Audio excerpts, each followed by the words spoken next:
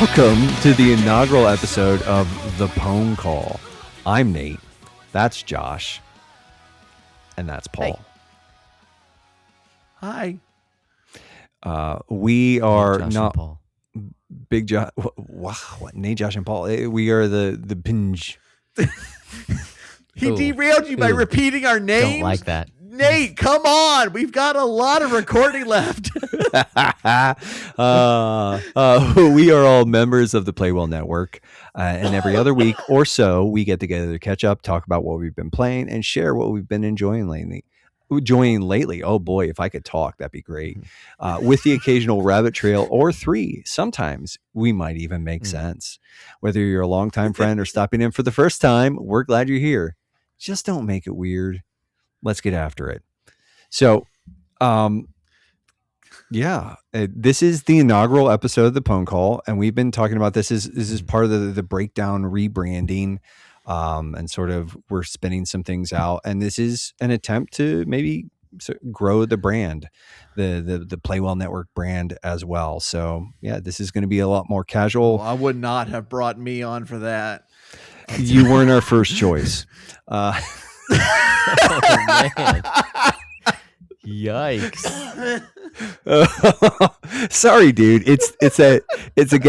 I am the great passive aggressor, the northern passive aggressor. No. Well, you know what though? And Wes was supposed to join us. Wesley Ray, the Henshin dad himself, was supposed to join us tonight, but he's got some family stuff going on. And, I think before we get too far into the weeds, just say, hey, brother, we're thinking about you, sure. Prayers, thoughts and prayers, kind of all that stuff. And actually we mean it because prayers are efficacious for us. They aren't just empty words, but, he's got some stuff going on. And so like, hey, be praying for him, be praying for his family, folks. So, he was supposed to be with us, but he's being lame. I said all those nice things, and then I'm just like, I'm gonna be like, that's not true.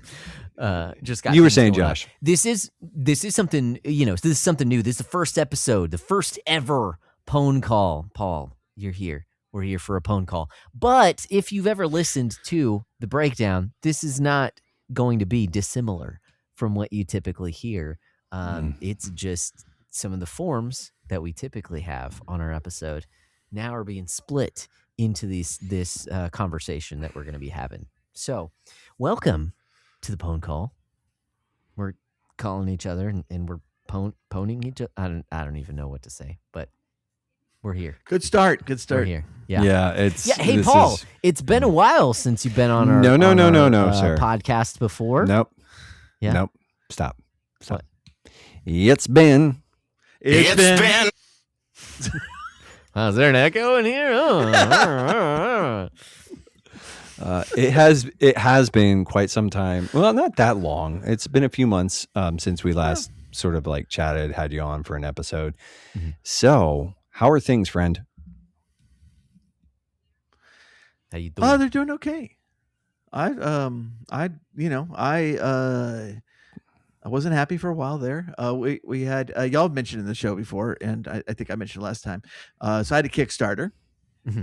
It did extremely poorly, like crash and burn poorly, and so that was a downer.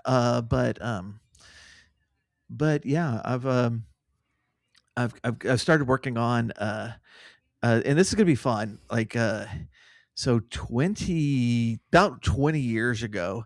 I was in this Christian rock band for a while where I played guitar and wrote the songs. And a few years ago, the singer and I started talking that we didn't go anywhere with it, but the songs were really good and we like them. And so we were interested in recording those. And so since I'm not working on LRT and Gates music right now, I'm going to be, I started working on recording those songs and he's going to be singing with them. We're going to put out an album, and it's been a long time since I recorded just good old fashioned rock and roll, and it's been a lot of fun. Nice. Cool. It sounds pretty cool. So I mean, I'm not trying to like, pry at, and if it's like you just don't feel like talking about it, but this doesn't change like that much for LRT and Gase. It probably moves your timetable back, but you're still pursuing that project though, right? Right. So, yeah, I know what I did wrong, and so I am going to be working on a different approach to it. Okay. It is something that everyone who's played it, and for anybody who doesn't know, this is a tabletop role playing world that's also going to include some novels and stuff. But everybody who's played it really likes it and wants to see more of it. And so I think the product is good, and so we're gonna keep working on it. One of my D&D buddies is also writing adventures for it, and Okay. so we're gonna have a lot of adventures in the world that it's gonna be really exciting. But I don't want to look at it for a little bit. I've spent a ton of time in the last 2 years just poring over the rules and figuring how everything's going to work, how it comes out, and so I'm taking a little bit of a break, and then to reapproach it, we're going some more needs to be written. And we're going to lead with adventures instead of a complete rule book, and try to get some smaller things that people can get and play for very cheap and see how they like it, and have some Let have that some good be what adventures in builds the your world before- momentum kind of stuff. right, and then come out with the fuller. We have a quick start guide right now, which is going to get you through the first few levels, but then have the full core rule book that's going to have all of the options and fun in it. So that's going to be the approach. So I'm going to get back to it, and probably in a couple months, and start writing out some more material. So it's coming back. Please follow me on Kickstarter. Yeah. Well, and too, announce it the sounds next like you've got yourself something to sort of like not necessarily rebound, but there's like something meaningful as well. Like, so this you've got this rock project kind of just like to, sort of be a little bit of a balm to the soul. Yes, absolutely. Yeah. And that it's been so much fun. I've started playing bass at church pretty regularly now too, and so it's been a long time since I got to play live with other people. And it's been a long time since I really got to focus on rock music, because I do so much soundtrack work that it's Sure. It's like mixed media stuff, but being able to just lay down 3 guitar parts and then go play drums and then go play the bass, it's been a blast. Just great. Cool. And the band since this was 20 years ago, when rock was dying at the time, but it wasn't dead yet, and so it is good old-fashioned guitar driven rock and roll with lots of solos and fun. Cool. Nice. Cool. The stuff we all miss. Yeah. No, man. It's cool. You definitely keep us posted on that too. Like, sort of, I don't know if you posted in the Discord or not yet, but that sounds pretty cool too. So, and I have to shoot y'all over. I can't share it with everybody, but I'll shoot y'all over one of the tracks I recorded. It doesn't have vocals on it yet because he hasn't recorded them, and I'm not doing that. But just the instrumental parts. I've got a lot done already. Sweet. Sick. That's cool. Yeah, dude. Well, Josh, how have you been since we last spoke, friend? Yeah, doing good. Life is always busy. So there's always stuff that happens that is like the lamest sentence I think I've ever said. There's always stuff that happens. Oh, you've been but- lamer than that. Come That's on. true. Don't Yeah, sell don't- yourself short. Yeah. Thank you, Paul. Thank you. Oh man. Yeah. Well, it's summer now. Funny enough, on the first day of summer, on Father's Day here, it was about 60 degrees because a cold front had blown in the day before, and it was rainy in the morning actually, and so it was like 60 degrees, so it felt awesome. And now it's warming up. But anyways, so summer's here. We just had our last church softball game tonight. Played in a tournament. Did not do that well this season. It wasn't for lack of trying, but there were actually fewer teams this year, and so I feel like all the best players, kind of moved from 2 teams to 1 team and all that stuff. So, but it was always a lot of fun. I had a good time, and so we're just chilling because it's summer, man. In full summer mode. Our kids have already been to 2 camps, and they've got a VBS and then a camp, and then this week there's another like day camp thing that they're doing. So we're just in the swing of summer. And we're doing good. Cool. Yeah. How about you, brother? I don't know, man. I'm getting a fancy haircut tomorrow. Like, I've kind of been in this situation where I went to the same girl for, I can tell. Well, actually, so the place I'm going to, it's a barber shop. Like I threw up air quotes, but it's a legit, like, it's supposed to be a legit barber shop. It's a barber shop. Barber Also shop. a barber shop. Yeah. But I had gone to the same Like a girl. quartet. It's really weird. Yeah, I had gone to the same girl for like 10 years to get my hair cut, and it's like one of those things where it's kind of, I don't know, man. It's kind of, maybe not 10 years, but yeah, a while, like years. I've been going to Gabby, and it's just one of those things where it's kind of, she's gotten a lot busier, and it's just, I don't know. I just felt like it was time for a change. So I'm going. There's a sort of a There you go. barbershop that opened up not too long ago. It's supposed to be kind of fancy, and I'm gonna treat myself. Yeah, which whatever. Nice. So Fancy, like old time, like vests. Fancy, with the mustaches, the twirled mustaches, like old school. No. Manly fancy, or fancy like shave the side of your head and colored hair and piercings and tattoos. Well, I guess tattoos work for that aesthetic too. So, what kind of fancy is fancy?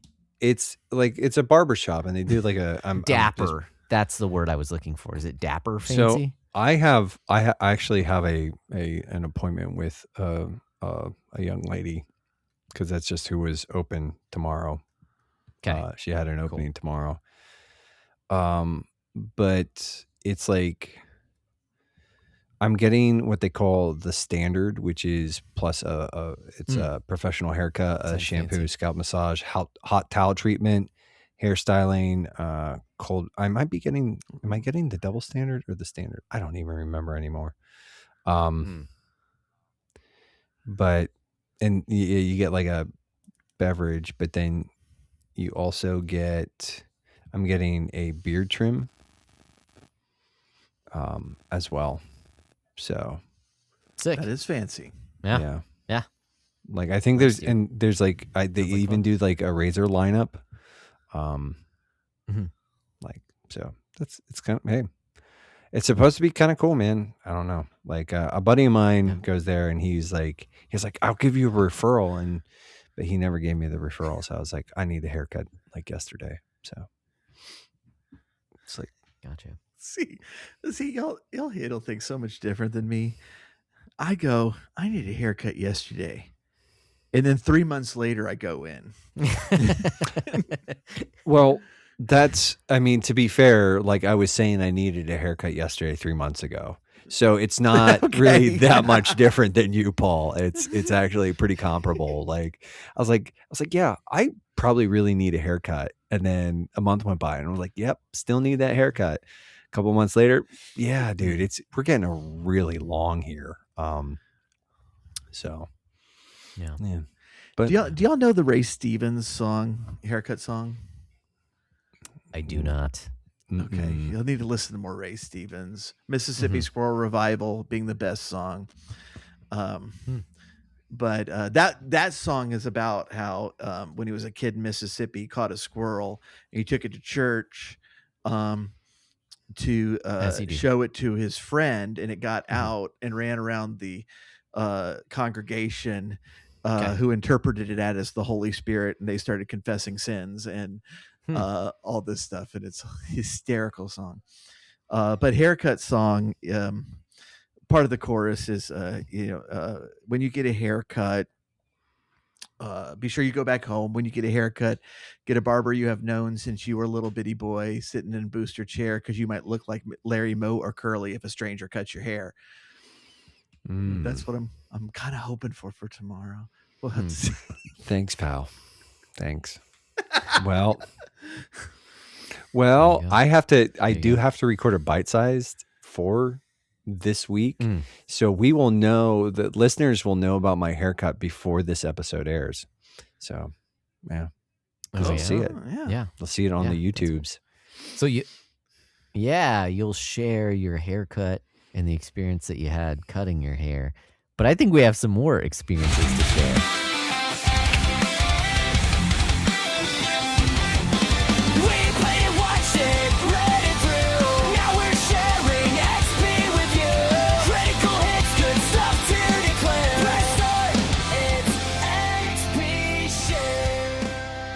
Right. XP share. Nate doesn't even argue anymore, but you see the pain in his eyes. Just lets it happen. I'm really just dead inside at this point. I'm just dead inside. First episode and you're already dead inside. There you go. Well, XP share. Let's share some experiences with media over the past, since our last kind of gathering, which was never, because this is the first episode. But, of the Backlog Breakdown, since you were on. So anyways. Yeah. But, who's, I guess, Paul, you're our Pwn guest today. What media experiences do you want to share with us? The pony in the limelight. Pony up. I've got a couple, and it requires homework. Homework for people. Remembering. What did I do? Oh no! I have notes. First of all, my wife. I've got a pile of grievances with you people. There's something. Yes. It was like the way you said that. And you're gonna listen to him. And you're gonna listen to him. This is not Festivus, but I wasn't here for Festivus, so we're gonna celebrate right today. This is the airing of grievances. No, my wife got us tickets for a concert, and this was actually the fulfillment of quite literally nearly a lifelong dream of mine. Oh wow! For none of Nate might remember, but I doubt it. No, the church in 80. No, not that one. Although I did get to see the church as well, but in 1986. MTV ran a just back to back, like 22 hours worth of the Monkees, and it sparked a Monkees revival that I was part of. And so, since 9 or 10 years old, I've been a fanatical Monkees fan, and I never stopped, and I will never stop being a fan of the Monkees. I never got to see them. And there's only one left, Mickey Dolenz. And I think he said he was 81, and we got to see him perform. Wow. And it was, what was it? I think it was the 60th anniversary of the Monkees show. And so he kind of went through all the albums and sang a couple of songs from each album. Ended up playing like 30 plus songs. I mean, it's the 60s. They were short, but they still played for like 2 hours. Yeah. It was incredible. And so there's a lot of you listening that are like, Monkees, isn't that fake band? They didn't even play their own instruments. They're the teeny bopper band that sucked. And they don't. And a lot of times they did play their own instruments. So this is your homework. I want everybody to listen. I'm going to give you 3 choices. It's going to make it easy. They're all off the same album. It's the Head soundtrack. 3 choices of a song you can listen to. If you want just a hard rocking, even proto punk song, the song is Circle Sky, and listen to the live version. That's being performed completely by the Monkees. Peter rewrote the bass line to it from what was the studio recording, and it's great. And it's just a banger of a song. If you want something more light and romantic, As We Go Along, that Mickey sings off the same album. And finally, if you want something experimental and psychedelic, the Walrus song that Mickey and Davey sing. Just 3 awesome tunes that if you don't follow the Monkees, you probably haven't heard those songs before, and they're going to give you a hint as to what the band really could do.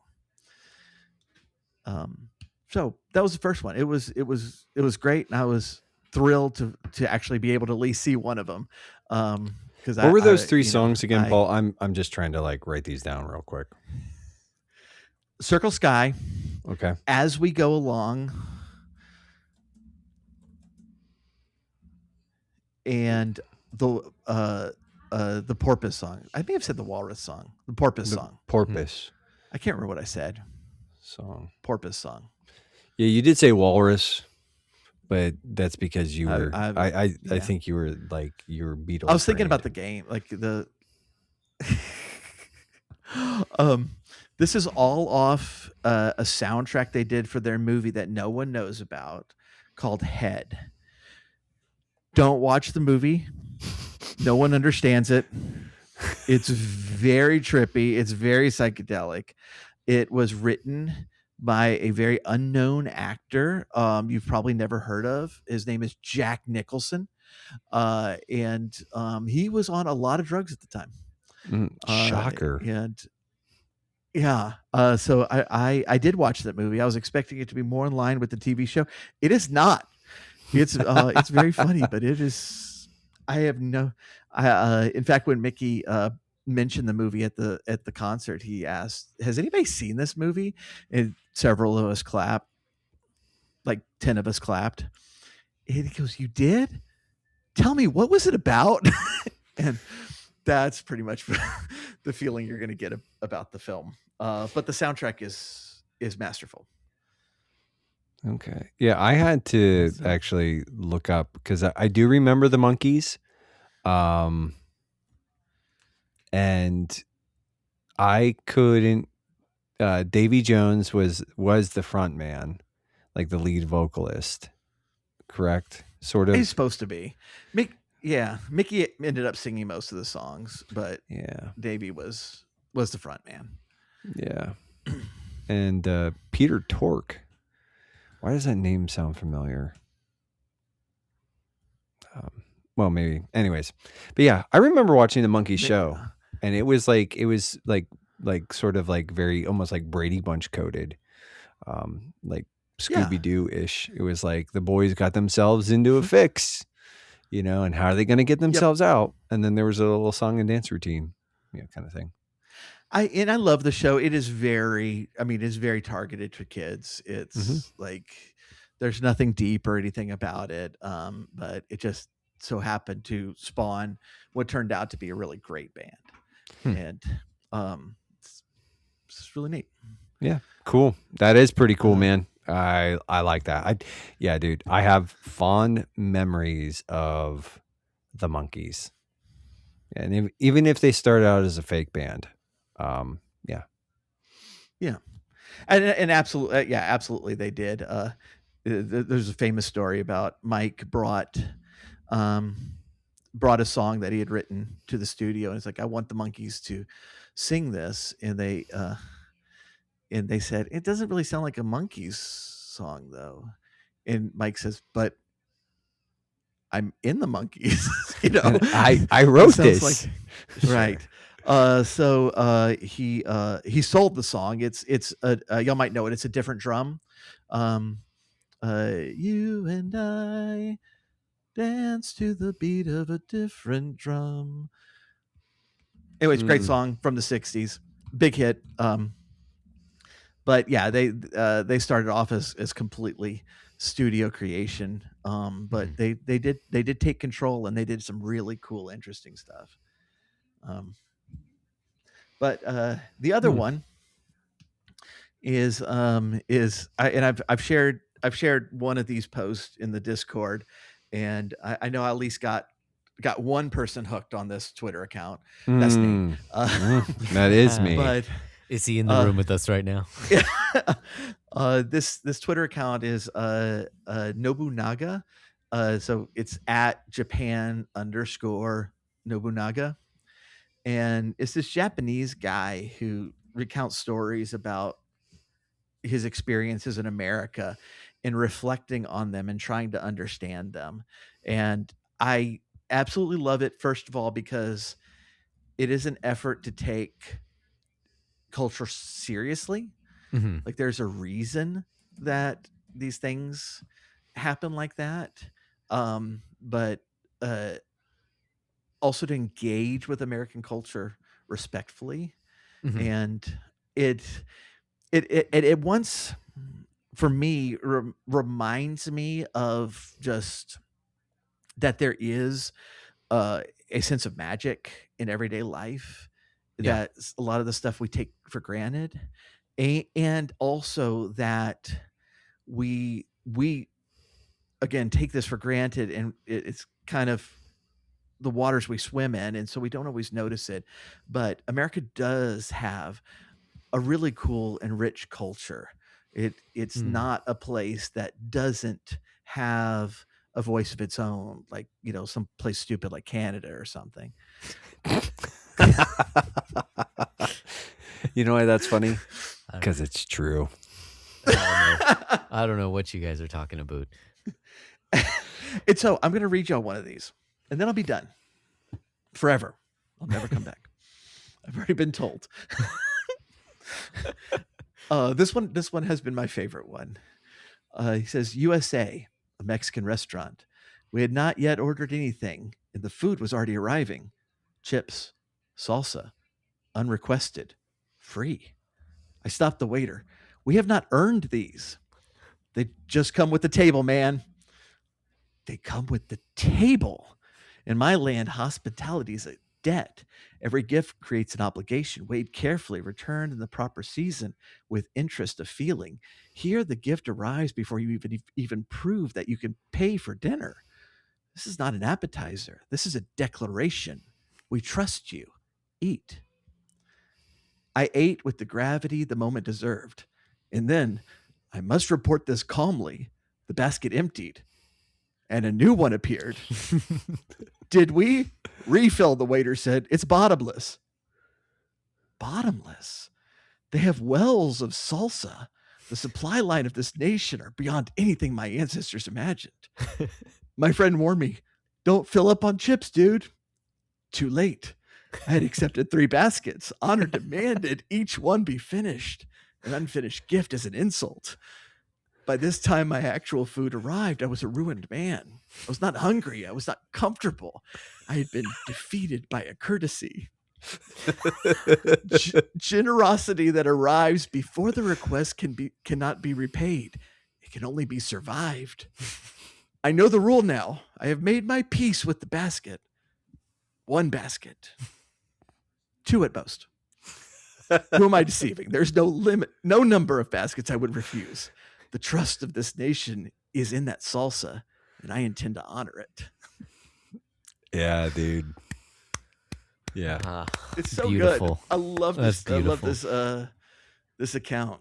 Well, the one that you sent to me or shared with me was the one about like the mailbox and just how like he's like, I love that because it is something where it's something where, you know, one, I'm a letter carrier. And so like, it like kind of like, there was a little bit of like, I don't know, it stirred something up in me, but just even sort of like where he's talking about just like the wonder of the network, and kind of like, he's like, Mhm. listen, he's like, I raise the flag, they stop here, they take my letter, and and he's talking about like, just like in my country, like there's a whole process, and the postal system does, and I think it's also like it's supposed to be like basically Nobunaga, the historical figure out of time.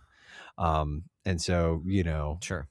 but yeah, it's yeah, dude. I was just like, it's like you said, it kind of actually goes to show that like, hey, no, there is a culture here, and there is sort of a magic to America in a lot of ways. I think that we just take for granted, and we're so used to it. And I think one of the things that I really Mhm. appreciate about that account is that it kind of helps us to recover some of just the magic of the privilege of sort of being born where we are. Like that this is actually a Mhm. really cool place. There's a lot of really cool stuff that we don't think about, that we just take for granted. And when you sort of have that a little bit of that outsider's perspective, like it's pretty cool. So yeah. I think when I sent you that one, my message was, you're either going to be offended or inspired by this one, and I'm sharing it in hopes that you will be inspired, because there's one way that you can take that when he talks about the wonder of this officer of the federal government is being Mhm. summoned to my house by Mhm. a tiny red flag, where you can go, yeah, don't take that for granted. You're spending my time, but at the same time, what I think you should approach this account is recognize the inherent nobility in these jobs, in Yeah. what we do, Mhm. that it's like to me there's something inspiring, just thinking about that Yeah. um it's like, hey, as many problems as I have with the government, they send this person to my house every day just to take what I give them and give me stuff that people send to Yeah. me. And Mhm. um Yeah. I had also sent you that at the same time I sent you the meme that is the funny thing about mail is 99 items of literal trash, but one item that if you don't respond, you will go to jail. Yeah. Yeah, and you know what though, man? And it's something to like, not to get too into the weeds on this. I've often thought about like trying to, on a small level, recover some of like a letter writing habit. I had like a pen Mhm. pal when I was in high school, had a couple. Yeah. And I just always thought like, I think there's actually something really cool about, like, don't get me wrong, like, don't take for granted like the fact that like we can instantly communicate, and that's really fun, and it's great for just like keeping in touch with people. But there's something, and maybe I'm just sort of a bit of a romantic, but you think about like, the collection of letters from like, wartime correspondence, like between sweethearts and stuff like that. And there's something like really, really pretty like epic about that. And I feel like that part of Yep. our culture is that we treat all these things as being just like completely transient, and in a way they are, but like there's also like moments of, and I'm not trying to be too grandiose or whatever, but like there's something transcendent in this as well. Like, and I'm not saying that like every like little card or whatever, but yeah, it's I've thought about like just like trying to like in my own life just like fostering a habit of like writing a letter like once a week to somebody. um but I don't do that because I'm lazy. Um, I've done the same thing, and I haven't done it yet either. It's you know, yeah. I mean, I'm of an age that my first, girlfriend and I, when we were 14 and 15, um, our primary communication was by letter because we didn't go to the same school. We thought we were Mm, worlds apart. It yeah. was like 40 minutes, but it's like I couldn't drive over there. She couldn't drive to me. We didn't talk on the phone much, but Yeah. every single week there was a multi-page letter for me. That was pretty great. I mean, this was just an awesome feeling that it doesn't compare to something we have today. Yeah. Yeah. No, dude, there is something special about that. Like, you know, I was talking I think I was talking to my buddy Parker one time, and I just said, I seriously believe that, like, when we, like, you know, all three of us sort of fall within that era, but like that, again, like Gen X into like the early millennial sort of phase, like I honestly think we sort of, in a way, lived in like the best possible time. Um, because we got to see a lot of the modern conveniences, but we were also raised in a very analog world. And so it's like, Sure. yeah, we wrote letters, we had pen pals and stuff like that, but we also were pioneers on, like, you know, like forums and chat boards and messengers and all like, you know, all the other, like, AIM chat and all that stuff.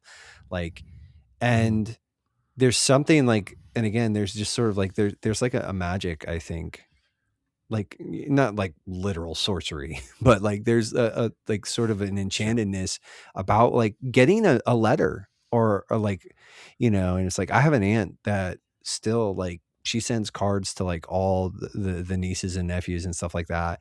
And it's like, you take it for granted because, like, you know, there's nothing in the, it's like, you know, it's not like she sends you like a gift card. She just sends the card. But it's like, there's something really sweet and endearing about just that, when you take the time to step back from the, like, the almost like, oh, I didn't get, there's no checker. But it's like, dude, like, she bought a card, she wrote a little note in it, she reminded me that she loves me, that she cares about me, and she mailed it to me in time for me to get it before my birthday. Like, somebody, like, was thinking about me in that moment. And that's I don't know, dude. Yeah, no, 100%. Like, dude, yeah, sick. Yeah, no Nobunaga. That account rules. Yeah, mail rule. Like, letters rule. We all need to write more letters to people. Let them know that you think about them. Be cool. Be cool to each other. That's the most profound thing I'm going to say all night. Party on. But Joshua, what do you bring to the Yes. table? What have you been into, sir? What media do you have to report on? Since I'll just take it, since you know we're having kind of a serious conversation here. I've got two. The first one, I'll flip them so that I'll have the more serious conversation first, and that is a book that I've been listening to called "The Attributes of God" by A.W. Pink. And it's well, I was going to say a little dry, a little technical, but really that's kind of like when you try and think about God's attributes, it kind of goes there by default, because you have to kind of bend your brain to think about God from outside your own perspective, and to think about who he is. Yeah, again, outside of human perspective, him and his attributes that transcend time, that transcend creation, that transcend these things that are so that are so creaturely, because he does not have creatureliness about him. So you have to get technical because there's no analog, you know, we can only kind of extrapolate some things. So anyways, I was listening to that because I've been working on a licensing paper, because I need to get licensed through the EFCA. And yeah, that's one of the parts of the paper is about his attributes. And I'm like, okay, I want to make sure that I have, you know, that I'm thinking along the right lines here. And I certainly do not have the space in the paper to go very deep. And so, but it's fun kind of looking into these things, reminding myself of these things, and then also seeing, oh man, this goes real deep and real technical. And it's good stuff. And it you know, I think as any Christian, when you really start thinking about these things, it does draw you into worship, because you're just in awe of like this being that you can hardly understand, who has condescended to us so that we can understand, but in a way that's analogous to us, you know, kind of talking down to us so that we can understand. Right. So to kind of bend your brain and try and grasp these things, at least some sort of idea of them. Yeah, it really does lead to worship and awe and you think in humility as well, put it that way. So it's good stuff. So that is my serious pick, the thing that the piece of media that I've been into, listening to that book for my licensing paper. The one that is not so serious, it's really just been for fun, was just a good movie that I decided to turn on. I was looking for something to watch with me and the wife, going through Amazon Prime, and it said it was leaving in 12 days. And I turned it on, and then my wife was like, yeah, I'm not really interested in this, and turned to watch something on her tablet instead. So I had a lovely time over the course of 2 nights. Only got through like half the movie one night and then second half the other night. But I watched Ford versus Ferrari. Have either of you seen this movie? Is that the one? I have not seen it. Okay. That's the one with Christian Bale, right? And about the Shelby Christian Mustang. Bale and Matt Damon. Yes. Matt Damon. Matt Damon. Matt Damon. Matt Damon. That is the movie. Matt Damon. It's not. I know, like F1, I've heard is really good too. That one just came out, but this one's like over 10 years old. Yeah. But I'm not a big car guy, but I think it was a great movie. It's one of those classic kind of feel good movies. It was just done really well. The characters were really good, and their interactions with each other, they were flawed, and it just felt human. So I really liked it. I've also talked about how I recently got a sound bar that has a subwoofer as well. And dude, when they nice. Revved up those engines, it sounded really nice. It made me glad that I have that sound setup as well. So I recommend the movie. I don't think it was rated R. Maybe it was for language, but there wasn't, outside of language, I don't recall any questionable content. So it's a good movie. Might tug on your heartstrings, all that fun stuff. But Ford versus Ferrari. And by the time you hear this, it's not going to be on Prime anymore. So, sorry. Right now? For me, it should be right now. All right, as of recording. Yeah. But I don't know how much longer. Probably only a few days. So maybe around the July 4th holiday, it'll be out. That kind of reminded me, and I should mention this to Josh because you will appreciate it. I didn't bring it up because I haven't finished it, because I think we've all done that. Like, started a movie, takes a few days. Yeah. But I started the first Rurouni Kenshin live action movie. Oh yes, it's good. Yes, it is. I really like the anime, and I'm not one that suggests anybody watch anime for any reason. Anime was a mistake. Degens. Anime was a mistake, but I did quite enjoy the anime, and I'm very much enjoying the movie so far. Oh man, that makes that hits me right in the feels, because those are all very good movies. They are not the same as the anime, as the manga. They intentionally cut things out. They don't go down certain routes. Some characters are just like barely given any screen time. But the things that it does well, I feel like it does really well. So I do know. I think it's in the second movie. It's been 15 years since I saw the anime, and so is it Shishio, the villain? That arc was just some of the best television I've seen. I loved every second of it. I loved it, and I'm really looking forward to seeing that movie as well. Yeah. I can't remember if that's the second or the third one. I think maybe it is. Because the last two, I want to say it's 4 and 5. Am I getting it confused? Is it 3 and 4? Are there only 4? There's 5. I don't know. Yeah, there's 5. Okay, there are 5. So 5 is like the sort of prequel, if that makes sense. Oh, okay. It's what happened before, and that one's really good. Because the one before that, 4, like, kind of is because 5 happened. This character shows up and all that. So, anyways, there's a great set of movies, which does not happen very often, to take an anime, make a live action movie, and it actually turns out well. Yeah. So I do like those a lot. I am very much also enjoying One Piece again. A live action One Piece again. Season 2. Don't watch or season 1. We're almost done with season 2 now. Okay, yeah. Where we had to where in the rewatch season storyline one. does season 2 get you in the live action version? Let's see, what did we just finish?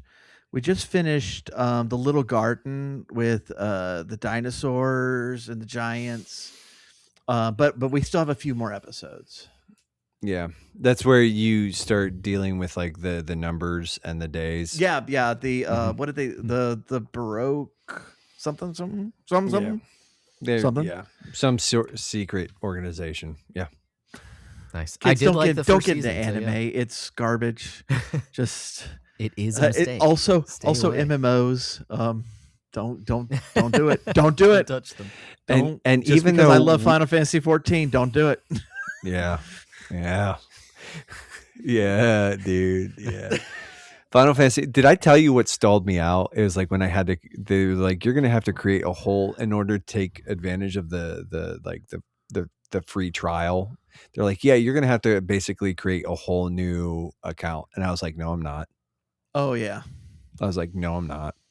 I'm just saying." Their free trial is extremely generous. Mm-hmm. Yeah. But the second you switch from a free account to a paid account, even for the slightest moment, you cannot go back. Yeah. And Yeah. I was just like, yeah. They're like, "You're going to have to start a new account." And I was like, "No, I'm not. You can't make me. You can't make me." So yeah, that solved that This is problem indeed for my me. Final Fantasy. So, that's probably for the best. I hate to say that. I love that game, but it's probably for the best. No, dude. Yeah, I know. Yeah, I mean, that's not my first go around with there. Like legitimately, there may come a point where like I will be like, hey, I do just like I'm in a space where it's like I just want to play this, and I'll just like do, but I'm just like, yeah, I'm not doing this today. I'm not doing it. Did you see about the and I'm probably getting the title wrong, but it's something like EverQuest Legacy or something like that. Oh yeah, the EverQuest remake thing. Yeah. Mm-hmm. I have seen about it. I don't know. I played some EverQuest back in the day. I'm kind of interested in it, but I was like, no, that's unwise. It's just probably not a good idea. Let me just it's EverQuest Legends. It's a 2026 remake of the original 1999 EverQuest, designed to faithfully recreate the classic MMO experience with modern technology and performance improvements. So yeah, it's there's supposed to be a lot of like quality of life upgrades and and stuff in it, and so far what I've seen, the reaction has, for the the people who've previewed it has been good and all, but yeah, there's a lot of I need to stay away. I'm I'm still on the second expansion of Final Fantasy. I got like 3 more. I'll tell you the one that's kind of got me like semi is Guild Wars 3. I played some of Guild Wars 1. I didn't really touch Guild Wars 2, but I like those games in theory, and just like sort of like getting in on the ground floor of one. It's almost like, but I'm not going to do that because yeah, I like my life. It's bad enough that even though Destiny is technically ending, I'm probably still going to sink another like 30 or 40, 100 hours into it. So, but that being said, as far as the media I'm going to be bringing to the table tonight, just like a couple things I've been into lately that I really liked is, I've been going through that Malazan Book of the Fallen stuff by Steven Erikson, and I'm on the third one, Memories of Ice. And it's pretty stinking great. I think the first one is sort of, it's not rough, but it's just like, it kind of like drops you into the middle of a bunch of stuff that you have absolutely no context for. And like any of that epic fantasy grimdark stuff, like there's a lot of proper nouns, and there's a lot of like, there's like 18 million people that you need to keep track of. And so it can be kind of overwhelming. The second book, I forget what it's called now. It does like a hard jump where it just completely pretty much shifts a lot of you really don't stay with You don't, yeah. And a lot of people, it's kind of a weird break because the main characters of the first book, some of them come over to the second book, but it's kind of a different story and it's setting up something completely different. But I don't know, man. Memories of Ice, though. It's like there's some really like funny. I was actually listening to a part and there's like these there's these necromancers. And it's just kind of like, and they're there's kind of an interaction between them and a couple other characters where it's like legitimately funny writing. Like it just like I was like laughing out loud to myself because I was by myself, you know. But I was like chuckling out loud because it was just like it was good writing. I like Nice. I like the Malazan Book of the Fallen books. Memories of Ice so far has been pretty Nice. positive. That's cool. Great. I would recommend people check that one out. I mean, start at the beginning. Start with I can't even remember what the first book is now. Deck on it. I'm surprised you don't have to give a content warning because with a title like that, it sounds pretty triggering. Memories of Ice.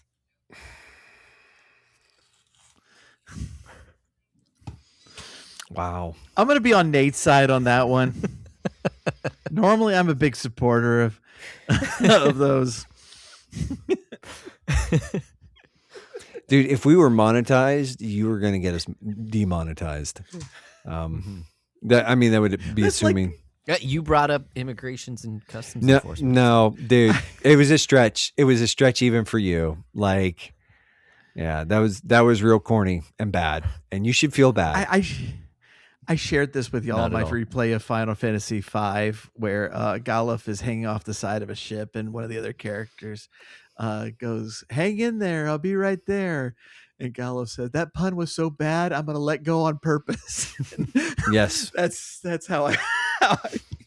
yeah, it's you should yeah. I don't even. Yeah, dude, you suck. You are.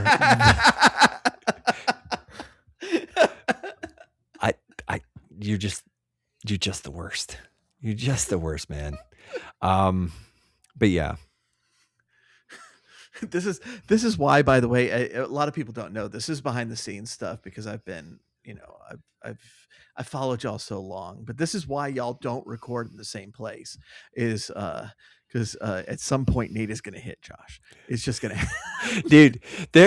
We've talked about doing like happen someday. at some point in time doing an in-person live recording, and it might just be like one of those things where I just like I can't even help it. Like my hand just like whips out and just like from like a million miles away, I just like whoopsh, like just smack. I'm the just back of his head. imagining the whole like you're wearing, big headphones. You just stand up, you take them off, and you just walk out of the room. You know, be like. See, he's now I've derailed us. Sorry Yeah. with all this. Nah, it's Anyways, I expect nothing. we're actually less. going to do that for Dragonlance, my Dragonlance podcast. oh nice. We're scheduling the finale. We're at the last boss, and we're all generally within a 2.5 hour radius of each other. Okay. And so we're actually gonna play this one in person and Sick. try to figure out how to mic that. It's Sure. gonna be fun. Yeah. Yeah. But that's cool. Good luck. That sounds like fun. I mean, dude, you could do like you could probably get half decent audio off of something like a Snowball, doing sort of like the room recording mode that it has. But yeah, it's not going to be. That's not going to be awesome quality. Yeah, good luck, bud. Good luck. But the other piece, and this is something that it's a video that has been going around the Discord a good bit. Wes shared it with us. It feels like a few weeks back. It's popped up in a couple other places. And so like I said, it's shown up in the Discord, and I actually really did like it. It's from a a YouTube account called 8-Bit Joystick. It's called Beat Your Backlog: The Rule of Three. And it's a fairly useful, I think it's actually, one of the guys that contributes to our Substack, Josh Ortiz, Gracious Josh, he talks about it in his most recent sort of entry article kind of thing. And it's basically this guy has, the TLDR is that he has this technique where, and there's a few different pieces of it that I actually think all of them are helpful, but he limits his backlog to 3 games at any time. So it's like he has 3 games so that he doesn't sort of do like the analysis paralysis kind of thing where there's too many options and he freezes up. So he ahead of time picks 3 games, and those are the 3 games he's going to work on until he's done with them. But he also encourages people to journal or just write down their thoughts about what they're playing. He does it as a way to help them keep track of what's going on in the game. So like Dragon Quest 11S had that feature where it would just kind of let you know what was going on in the game. But that's such a great feature. Oh, dude, it's like the best thing ever. Like people want to get all up in arms about like AI use in console spaces, and I'm like, if that's what if a company isn't going to have that as a native feature in the game, and there's an AI function, it'll be like, hey, the last time you were playing Returnal, this is a summary, or whatever you were playing, this is a summary of what you did. Like, I'd be like, sick. Yeah, that would be cool. So he encourages people to do that as a way to just sort of reflect on what they're doing, but also keep track of where they are in games so that you can look back on that. And I'm like, hey, that's sort of like that tactile interaction. But he also encourages to have like physical pieces. So this is where the video got like super nerdy because he had like anime figurines, and I was just like, dude, like anime was a mistake. But like, I think it's actually pretty helpful to have like, just even pull up like, these are the 3 games I'm going to play, put the cases in sort of a space so that when it's like time to, you don't have to, again, scroll through all of the libraries. You say, it's this, or this. And you just pick that and you play it. And he does it. And that applies to like, he applies it to like TV shows and movies and books and all sorts of things. And I actually think it's a really great system. I think it's, by building in constraints. And I think I'm kind of tempted to talk a little bit about it in just as a bite size. So I'm going to save some of my thoughts, but I think there's a lot of really great pieces to that idea that are really helpful and really useful for just helping us to think about and actually to meaningfully engage like the different backlogs of media that we have. So that's nice. Yeah, it's kind of a cool video. Some of it, like I scrubbed through parts of it because I was like, okay. Yeah, it's pretty good. But yeah, that is really all the media that I have. As far as like games, because we all do play video games, we're actually going to be, later on, we're going to be talking about video games. But, Paul, since you are a guest, what have you been playing, my guy? Well, but I mean, besides the game we're going to talk about, after the Kickstarter, I started playing a bunch of brainless games just to click, and there's several of them that I like really like it ended up enjoying, and doing way too much in as I think probably the best of them was that Retro Rewind, where it's like 1991 and you have a like a Blockbuster video store. And that turned out to be pretty entertaining and pretty fun. I just started, so every year there's a whole event that several people do. It's a Final Fantasy V 4-job fiesta, and it's a challenge run. that I've participated in before. It's not something I'd suggest for your first time on Final Fantasy V, but essentially what it is in the game you come across the 4 crystals, and 4 crystals are normal in Final Fantasy, but each crystal gives you several jobs that your characters can now do. So white mage, black mage, knight, thief, summoner, all sorts of time mage and all sorts of stuff. What the challenge run does is it assigns you one single job from each crystal that you can use. Okay. And you can't use any others. And it can go, the website randomly assigns them. It can go very bad. I got a really good set of jobs this year. And nice. And I'm playing on the Pixel version because I've played the game several times, and so I've got the experience and gold cranked up to 4 times, and okay. So that I'll be able to soar through the game pretty good. But it's kind of a fun challenge run to do, and it happens once a year. If people are interested to do it, the website at least used to not let you do off-season job picking, which kind of sucks. It's like, just leave that functionality there, man.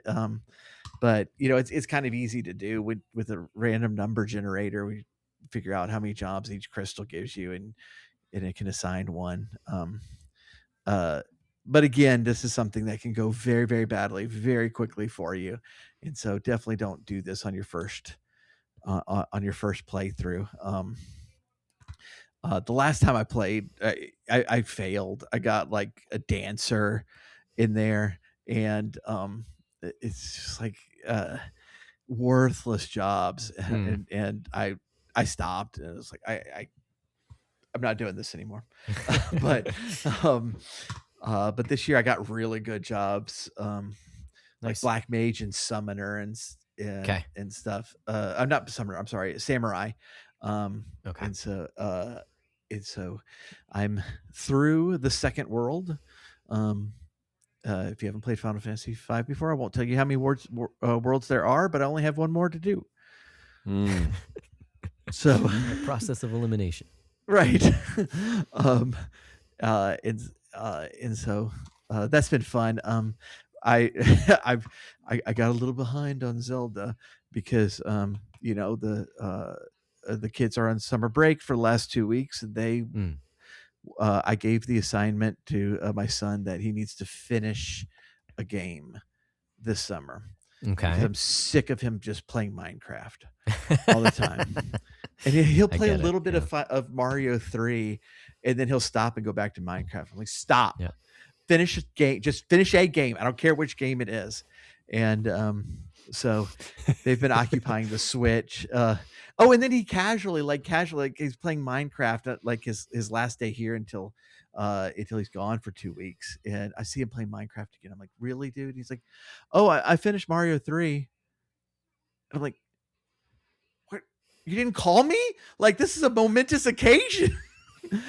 And, kids these days. But I know, but they've been occupying the Switch a lot. So I started in on Final Fantasy V and having a lot of fun with it. I love that game. Nice. That's awesome.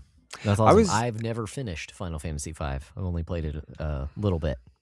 So that's because you're. It's worth finishing. It's like I mean, look, the SNES run for Final Fantasy is just unmatched. It's the best one. I know you hate Final Fantasy IV, even though you secretly know that it's genius. You just won't admit it, and you won't let it on any list whatsoever because, like I explained, he's in hateful Discord, and spiteful. You're racist against Spaniards, and my Mexican blood just can't.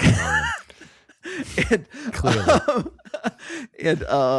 but 5 is very different from 4 and 6. It's very funny. Right. It's the number of sprites they made for each character is insane, especially when you realize they've got to make the sprites for every job as well because they have different outfits. Yeah. But the characters are so expressive and there's so much physical comedy in it. It's I mean, the plot is serious, but the game never lets you take itself very seriously. Too seriously, yeah. It wants you it wants you to have fun and to laugh and stuff. And so And I then think there's the battle on the big bridge. Battle on the Big Bridge. That music. So good. Oh, the music in the game is So of the three SNES games, I think it's the weakest, but that's Sure. I mean, that's like saying, arguing between Mario 3 and Mario World. It's like, Or I like the can argue weakest about it, but of the original Star Wars trilogy, Right, Like, what's the exactly. weakest? Yeah. Okay, cool, whatever. No, Yeah. but see, like you say, like arguing between Mario World and Mario 3, there's actually like one of those is clearly superior. Objectively better. yes. So in this case, Even if your son doesn't Final recognize it. Final Fantasy V would be Mario World. It's the weaker one. Yes. But Still a great game. Not as good as Super Mario But- Brothers 3. yeah, but Mario, but Final Fantasy V is still better than 7. It just is. It still ranks. I still classify it like an A rank Final Fantasy. Nice. Yeah, I'll need to get around to it someday. I played 2 earlier this year, right? I think I finished it this year. I think I started at the end of last year. Yeah, I need to. Have I played all the others? Up till 10, because I don't think I've played anything past 10. Mainline. I'm gonna beat it. I'm gonna with the boost, Not 7. and also keeping in mind I do have to over level because I can't pick Okay. and choose what class is Right. best against That what makes it situation. difficult. Yeah. I do have to over level. But with the boost, I'm gonna beat it in 15 hours. Yeah, cool. If you're playing it normally and you're not trying to max out every single job, you kind of pick and choose what you want. You could get through this 10, 12 hours with the boost. Sure. Yeah, with the boost. Yeah. So Pixel Edition is really good. Those games are great. Mm-hmm. I like them. Mm-hmm. Yes. Mm-hmm. Mm-hmm. Sweet. How about you, Joshua? What have you been playing at, sir? Okay, so I did finish up Legend of Zelda Echoes of Wisdom, and it was great. I don't really have much more to add than what I've said before because I was basically at the end of the game. Basically just had to finish the final boss. But I will say even the final boss, I think it was great in the way that they characterize Zelda in this game. She is not grab the reins and go girl boss over all of Hyrule. She's still very much, they refer to her as the priestess throughout the game. So it's some cool stuff that happens. I'll just say minor spoilers because at the very beginning of the game, Link gets trapped. That's why Zelda has to go on this adventure. Okay, Link shows up at the very end of the game as well. So minor spoilers. There you go. I'm just saying I'm really impressed with the way that they didn't do certain things, take certain routes with the game. But again, just a very charming game, it was just delightful to play. I really enjoyed my time with it. Is it the best Zelda ever? No, it's not. It's a different type of Zelda, but I loved its callbacks to the game we'll be talking about later on in this, or next week, when we do the backlog breakdown. The Link's Awakening, it pulls from that because it's clearly, funny enough, because Link's Awakening was, it started off as a Link to the Past remake. Then they ended up making Link's Awakening. This is definitely, or Echoes of Wisdom was definitely, it pulls from the Switch remake of Link's Awakening. It used a lot of a similar tone, more charming, a little less goofy, but still that same idea, but uses more classic Zelda creatures and things like that, whereas Link's Awakening goes in a totally different direction. So it was just a great time. I really enjoyed Echoes of Wisdom more than I expected to. So finish that one up, so get the -1 for beatdown score. We'll talk about that whenever. I did pick up a few things, sort of, kind of. So I picked up Bravely Default HD for Switch 2.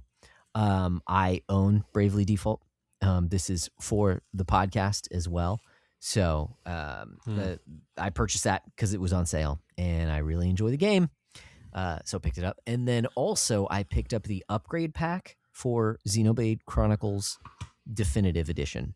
So it's $10, and it allows, you get better frame rates, 60 frames per second. And I think it's 4K when it's docked, I'm pretty sure. Mm-hmm. So it makes the game nice and pretty. It's just the original Xenoblade for now. 2 comes out in a few months, and then 3 comes out in December.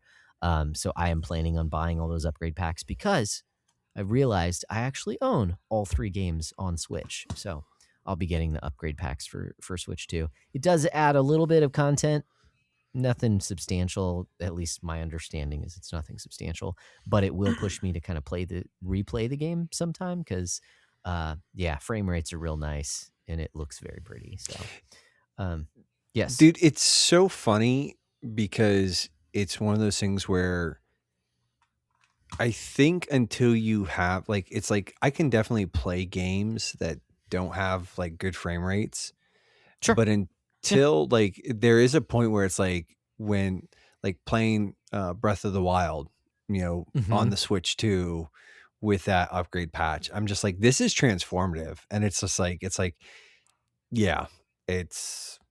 I'm looking forward to, I actually kind of paused playing Xenoblade Chronicles 3 until the upgrade pack comes out, because I'm like, that's dude, all the way in December. well, Ouch. I've got other stuff. Like there's a bunch of podcast games that need to be done. And I do think like I'm kind of, there are a few bigger, I think I'm actually going to pivot to Metaphor. Okay. So yeah, if you've got other things to focus on, which that'll be coming to Switch eventually too. So, which is pretty cool. So those are the games that I picked up. I did start a new game after finishing Echoes of Wisdom, and that is Octopath Traveler 2. This one I've heard is better than the first because it's more connected. And my goodness, it just coming back to an Octopath Traveler game, because I love the first one. It feels so good. And it's funny because I've talked about how, I like these shorter experiences, and they're great little palate cleansers and you feel like you make progress. This one feels like, you pick up one of the Lord of the Rings books or something like that, and it's pretty thick, like you're going to be spending a while reading this book, and it from the outset. So you kind of take your time with it. That's how this game feels, is like, I know I'm going to be spending the next 70 hours plus playing this game. So I can take it in bits and pieces. I can take my time gathering up all these 8 different characters and doing their little things. And it is kind of wordy. So especially because, I'm starting it off, I'm gaining these new characters. And so then you play kind of their backstories whenever you meet them. You can push that off till later. There's a mechanic in the game. You just go to a tavern basically, and then you can sit down with them and they'll tell you their backstory instead. If you don't want to immediately go into it, but you want them in your party, you can invite them and do that. Interesting. Yeah. I just haven't because, hey, I'm at the beginning of the game. I want to know these characters. Yeah, I'll check them out. And I just, dude, the battle system is great. The whole break boost thing is fantastic. You can speed up the speed of battles only like 2 times. So either 1 times or 2 times. So you can level up pretty quickly if you use that function. Man, I'm just loving the game, and I'm 6 hours maybe into it. I've gathered 4 party members. I'm in the process of gathering up a 5th right now. So I still have a ton of game left, but at least I'm biased because I stinking love the first game. So I'm loving this one too. Octopath Traveler 2. So nice. That is what I have been playing. Nate, cool. How about you? Just Destiny 2, Monument of whatever, Monuments of Love. I can't remember. Monuments of Blood. But yeah, I don't know. I'm just Destiny 2. I'm just gonna I'm just Googling it, man. Final update. It's like Monument of something. The Of course. DLC you were destined to play. Well, it's just kind of like one of those things where Monument of Triumph is that's the final update. That's right, Monument of Triumph. You stop. Just stop. You're such Destiny a plebe. 2, Ebenezer. Josh, just to let you know, I chuckled twice at that pun because it was like Nice. destined, but it was like destined to play. Second backup pun. Nice. You're disgusting. Just playing some Monument of Triumph stuff. It's kind of one of those things where if this wasn't the final update, we wouldn't be seeing nearly as many sort of quality of life and sort of as many like weapon tables and all. But it's like, because this is the final update for the game, like they're just like, well, here's a bunch of stuff. And so there's like lots of ways to farm really cool guns. There's a couple new modes and activities that are sort of fun. It's more Destiny, and I'll play it until I'm kind of worn out. And then, like, Destiny is just like, it's become like my comfort food game, where it's I go and it's like, because I know the language of the game in so many ways, like I can just sort of get in and sort of do some stuff. And right now there's a really vibrant community like online, and so there's lots of people for activities. So it's like, yeah, I'm probably going to be playing for a little bit, farm some weapons that I've been wanting to get anyways. But yeah, I don't know. It's Destiny. It's pretty. It's. I don't know. I don't know. I'm gonna be recording some sort of content on Destiny 2, and so because like, dude, there's just the community has just been like absolutely toxic online. Just completely unwilling to listen to any sort of reason. Like, this is something that people who have been following Bungie for a long time know, and like who aren't just like trying to glaze the company, but like it is a company that has historically mismanaged itself. And like there's stuff where it's like, prior to the Sony acquisition, like there are multiple people have come out and said, like, if we weren't acquired by Sony, the next step was just like, yeah, shutting down. Like, we were going to start we were running into the red. We were operating at, significant losses because of just, they had mismanaged their assets.